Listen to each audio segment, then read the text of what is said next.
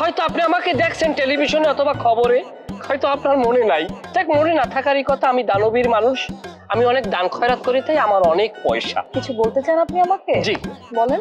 মূলত হয়েছে কি, আমার এত পরিমাণ টাকা হয়েছে, আমার বয়স আমি পাকিয়ে গেছি বেশি।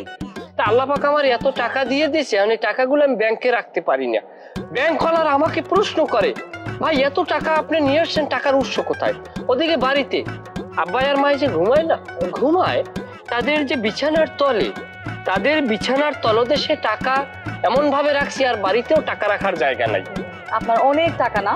জি। আয়নায় কোনোদিনও দেখছেন নিজেকে আপনি? না, হ্যাঁ, না। আপনার শার্ট প্যান্ট জুতা এসব দেখছেন আপনি?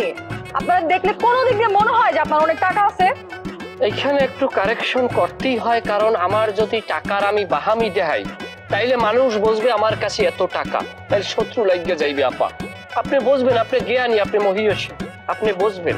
বুঝছি আপনার অনেক টাকা, আমি সেটা বুঝছি। এখন আপনি আমাকে এগুলো কেন বলতেছেন রে ভাই রাস্তার মধ্যে আটকায়?